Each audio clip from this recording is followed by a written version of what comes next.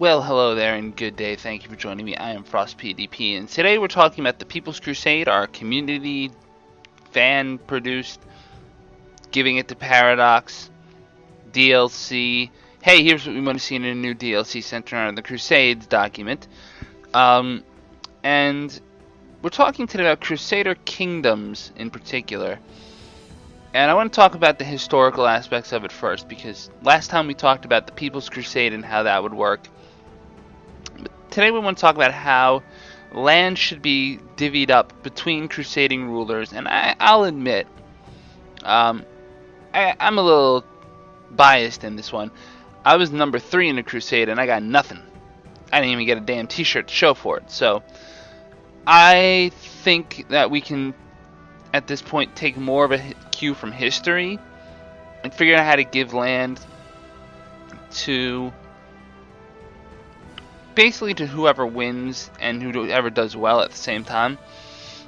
Historically, the First Crusades led to the establishment of many small fiefdoms in the Middle East, such as Antioch and Edessa.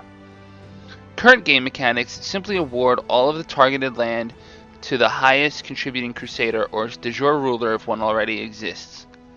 And again, we're looking at what's highlighted today. The in-game changes. If your character is one of the top 5 contributing entities and has occupations at the time that the crusade is victorious, you are presented with a choice. You may cede your captured holdings to the winner of the crusade in exchange for a massive amount of piety and plunder, including possibly discovering relics, or you may retain those holdings as a count-level character, and you can eventually buy de jure duchies. Okay, so time out here. Crusades, and I really might have to talk about war goals with this, but the suggestions here are that if you're in the top 5 and you hold any land whatsoever on a county, if you own a whole county, if you've got control of even just one county, but you're in the top 5 contributors, you should get that county. In real history, people just showed up, took cities, kept them. Why can't you do the same thing here? I understand at the start of CK2's development, that might not have been how CK1 worked. That might not have been what they were able to program, but they're better now. They're able to do much more with this game than anyone ever thought possible. I've read, years ago, I read opinions that CK1 and CK2 are closer together than CK2 at the start and CK2 then, let alone now with secret societies. They can add this. They can add these mechanics. It shouldn't be impossible for them to do so. Maybe it's hard-coded and they can't, but if so, there should at least be a reward that they give for being in the top 5. I would also include this to mean holdings outside of the de jure kingdom being targeted, and this will also create incentives to join crusades, but will more accurately represent the historical consequences of Great Holy Wars. If you haven't noticed, I sometimes slip over my own words when I'm reading stuff. Maybe I talk too fast. If I talk too fast, leave a comment, let me know. I'll slow down, I promise. Another thing that I want to look at is this, fair notice.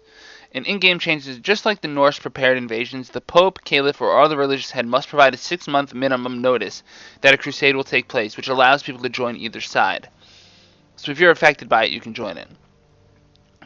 For example, additionally, whenever your faith is attacking or defending, you'll have the crusade banner on your left-hand side to provide a more detailed visual. You see that when you're a crusader and there's a crusade that you're attacking in, but not a jihad you're defending in. I guess it only gets complicated if your religion is facing multiple Great Holy Wars, but maybe put a thing on it. You can only face one Great Holy War at a time.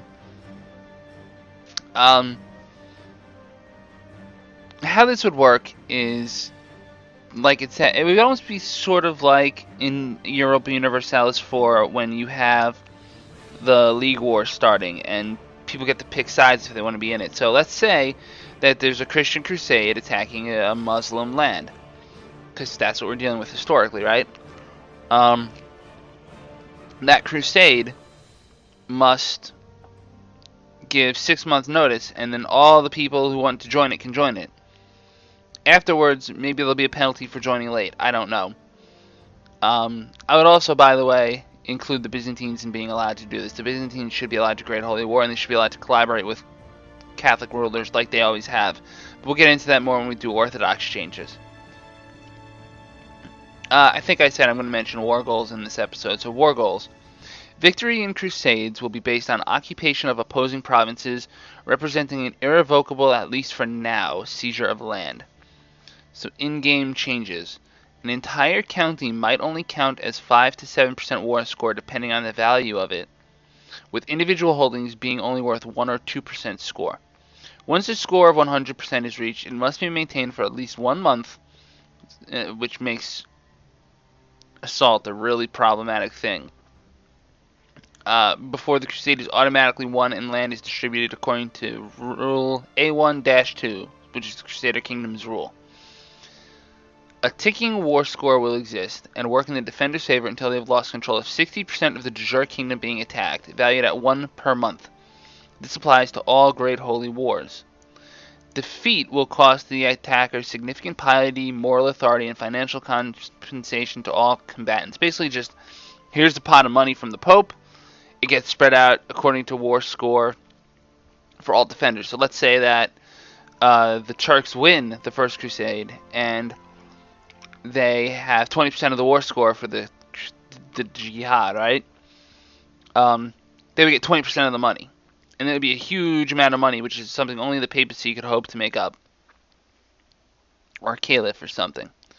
Although the papacy is known for having money and the caliph isn't, so that could require some balancing. And you balance control of the land so that the attacker has to, within a year or two, reach and engage its target.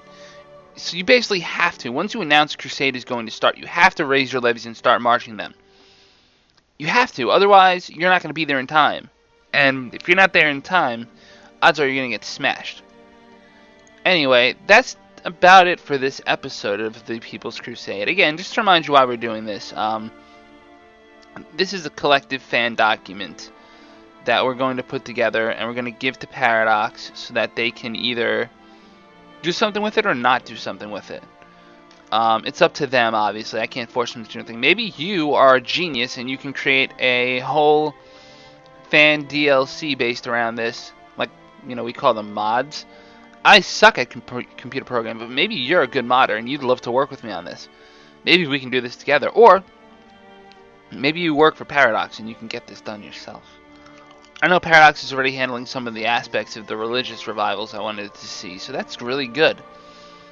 And otherwise, I think we're off to a great start. Again, I'm recording this on June 24th because a week from now I'm getting married, so that's a really awesome thing. But I'm going to be on my honeymoon, so I want to make sure I have these recorded in advance. So I haven't yet taken all of the feedback I'm sure you've given me by now into consideration, but I want to thank you very much for joining me. If you like this button. If you like this video, please hit the like button. If you dislike this video, please hit the dislike button. But please leave a comment and explain why. Either way, be constructive. Help me get better at making stuff so you can get better at... Never mind, that's a bad joke. The point is, thank you all so much for joining me. And as always on this channel, La Paz.